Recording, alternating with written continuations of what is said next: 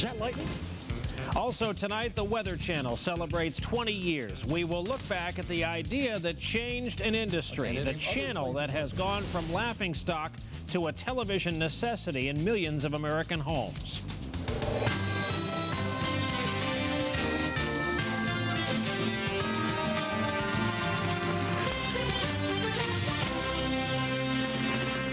From NBC News, this is the news with Brian Williams. Good evening. It got a little dicey today. Later, as we look live at parts of eastern Missouri underwater this evening, the question, is there any relief in sight? We will ask our friends at the Weather Channel on the occasion of their 20th anniversary. And we're going to take a special look this evening at what was an experiment on cable 2 decades ago, taking TV by storm, how a cable channel dedicated to the forecast changed the business of forecasting. We come back as a major weather story develops in the Midwest tonight, a special look at 20 years of the Weather Channel, how it has changed the business of reporting the forecast, how it has changed the business of television in its own way.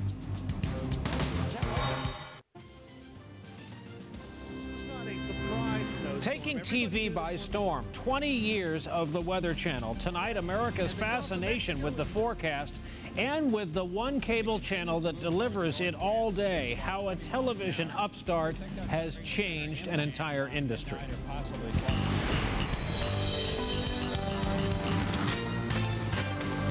The news continues. Here again is Brian Williams.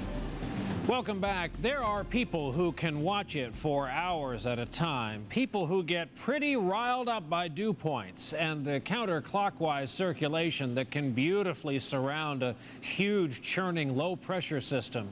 They are Weather Channel people. If you aren't one already, and be honest, you know one.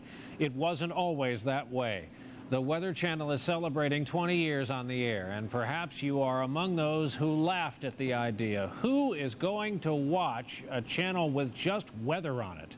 For that matter, imagine, say, a golf channel, a food network, for that matter, MSNBC or CNBC. The Weather Channel channeled a growing fascination with weather, with the ability to cover it live and around the clock. Whether it was Hurricane Andrew that devastated South Florida in 1992, to the massive floods along the Mississippi River and its tributaries, that was back in 1993. Weather Channel personnel are scattered across the American Midwest again tonight, where flooding is once again a very big story. Rain is falling, by the way, across much of that region tonight, and residents in water-soaked parts of Missouri, Illinois, and Indiana are bracing for the very worst. Flooding could reach record levels in some places. Evacuations underway. Illinois Senator Dick Durbin has asked President Bush tonight to declare the state of Illinois a federal disaster area.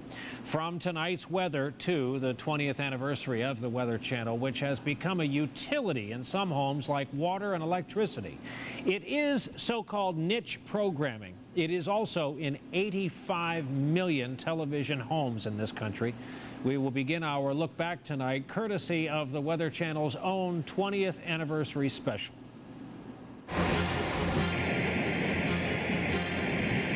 Blustery winds gusting to 77. There's John Hope sitting there, so we can't go there. We did our best to warn people what kind of a hurricane this was. Continues to be fierce. Is one of about 80 to 90 miles an hour.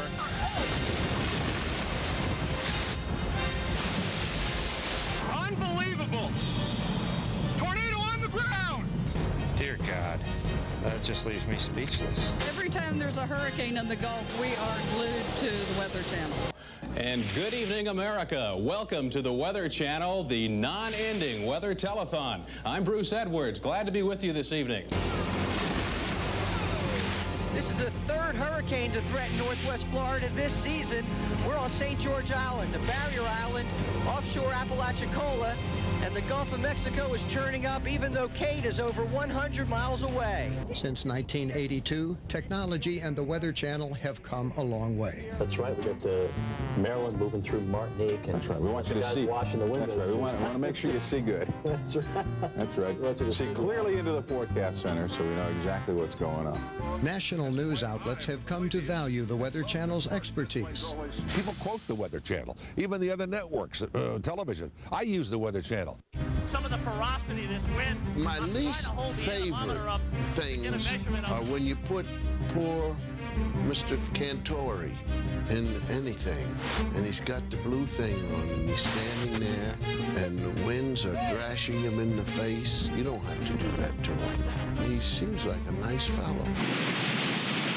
Probably the biggest storm in the Weather Channel's 20 years was a hurricane so intense and devastating that no one working that day will ever forget it. Good morning. We're live in the Weather Channel Forecast Center. Continue to watch history in the making here on August 24th, 1992. You felt like you were at the scene of an accident with no lights. We'd lost power about 3 a.m. for a 5 a.m. landfall. And you could look out and you could hear metal crunching, you could hear glass breaking, you could hear wood chipping away, you could hear bending and twisting, but you couldn't hardly see it because it was pitch black. Oh, I was very concerned. As you recall, it came in very early in the morning, and I had been on the air all night, and we did our best to warn people what kind of a hurricane this was, but I always had the feeling, as I do in most major hurricanes, that there are a lot of people there in the hurricane's path that don't quite realize how bad it's going to be. There's a little mystery and a little bit of soap opera with the Weather Channel, because the women get pregnant and they never say who did it. But then they come back and they never say what they had or anything. It's sort of like gone, and we all know. We say, well, she'll be back. And sure enough, maybe 6, 7 months later, they're back. We don't know what she had. And we don't know who the father is of any of these women. Some people say it's John Hope doing all of that work. I don't know anyone except you that actually watches. Oh, come on. The No, Weather Channel. No, No. I'm telling you right now, it's the next coolest thing. No, you Come on. check with the Weather Channel. You watch it like it's a 2-hour movie. You watch it. You don't watch it for 7 or 8 hours. No, there are like stars on the Weather Channel. And you are looking at one of those stars. The Weather Channel publicity agent calls Jim Cantori the Mike Wallace of meteorology, best known for his live field reports of major weather events like Hurricanes Andrew, Bonnie, Floyd, George, and Mitch. He is with us tonight from beautiful Crater Lake, Oregon, and not just one star with us tonight, but 2 meteorologists. Mike Seidel has been with the Weather Channel for over a decade. He says he started keeping snowfall records, in the 2nd grade. He is with us tonight from Dutchtown, Missouri. Not as beautiful because of what's going on there. He's been covering the floods for the Weather Channel. We're also joined tonight for the impact of all of this by Professor Robert Thompson. He's director of the Center for the Study of Popular Television at Syracuse University. That's where he's with us from tonight. Gentlemen, welcome to you all. Jim, first of all, against that beautiful backdrop, the man most identified with being chained to a car during a storm, can you believe what the Weather Channel has become and how large your audience has become? You know, I really can't, but in a way, I'm not surprised, just because I've seen people that have told me, hey, Jim, we watch the Weather Channel. My husband watches the Weather Channel all day. Is there anything I can do for him? Or, somebody's husband will come and say, my wife watches the Weather Channel all day. What am I going to do? But in a way, I'm not surprised because of the growth that we've seen over the past 16, 20 years. So it's been great. It's been a great ride. Be honest, Jim. What would you rather have, a beautiful day at Crater Lake or 70 to 80 mile an hour crosswinds with rain that hurts? Honest? You want me to be honest with you? Yeah. This is not bad right here. I got to tell you that. But my heart starts pumping when the winds get over 50 miles an hour, so I'd much rather deal with that. We have this great shot while you talk of you looking for all the world like the Cowardly Lion when the lightning hit during the snowstorm, which is a great meteorological event. Mike Seidel, in our business, we often get sent to places like the West Bank, and the truth is we want to go. We want to be where the story is, and it involves sometimes danger to us, but it's not top of mind while you're there. Is it the same psychology in your business? It is, Brian. You know, every time you go out, like Jim mentioned, the adrenaline gets pumping. You know, I was measuring snow when I was 6 years old, and now I'm out measuring snow and getting paid for it. I mean, it's so exciting. This past December, I got to see 7 feet of snow in 5 days. But during hurricanes, sometimes you realize that, you know, any moment something could come flying through the air. I remember in Floyd, we were at Wrightsville Beach on the Intercoastal, and the eye came over us at 3:30 in the morning. It was pitch black. The winds were gusting at 85 miles an hour, and I'm thinking, what about if a limb comes down and hits me? And I was a little nervous that night, but generally speaking, I'm so into the weather and so into the storm that I don't really think about the danger, probably much like those of you in news when you're in a dangerous part of the world. Professor Thompson, yes, I'm a viewer, but I'm also interested in this as a business story, and my theory is kind of a Dick Morris-like triangulation. You start with the basic networks, and then came the Weather Channel, and it got laughed at and made fun of. People said, who's going to watch that? But it showed everyone there was a niche market for cable. There's now 120 different cable stations. There's several news different stations, and the broadcast share came away from the networks a little bit. What was the dynamic there? Was it just the giving of choice to American viewers? Well, I think, you know, everybody, when they heard Weather Network, Food Network, it did. It sounded like a Saturday Night Live sketch, and people did laugh at it. But they're not laughing anymore. And I think what's happening is with the Weather Channel, at first you'd have thought, okay, people will turn it on right before work. There'll be a huge spike in the ratings when they find out whether they need an umbrella or not, and then everybody will turn it off. The thing is, the Weather Channel had something else up its sleeve. They have turned the weather into high drama. This isn't just a utility like MTV used to be, turn it on and videos would come out. This has become something that when you're sliding through the dial, sometimes you can get sucked into this Weather Channel vortex. I've lost 40, 50, 2 hours of my life watching because I can't wait to see what's going to happen to that high pressure front, what's going on with this dew point. They've really managed with these meteorologists to turn a little bit of science, a little bit of drama, and all this enthusiasm into some really compelling viewing. Forget about the weather. Well, you raise a lot of interesting questions. What's the most popular time of day when the most viewers tune in? I've always wanted to know what goes on at 3 o'clock in the morning behind the scenes. For those not on the shift on the air, we're going to ask all these questions right after a break. We'll be back with all three of our guests right after this.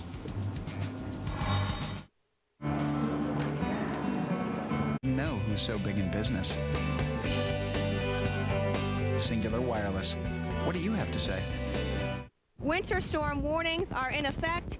We have winds in from the east, northeast at about 45 miles per hour. And I'll tell you what, I'm having a hard time relaying this to you because I'm being blown around. It just hurts watching it. That's from 1990. By the way, this documentary on 20 years of the Weather Channel has been running pretty consistently. It's on again 5 Eastern Saturday. We're back with our guest. Jim Cantore of the Weather Channel is with us. Mike Seidel of the Weather Channel and Professor Robert Thompson.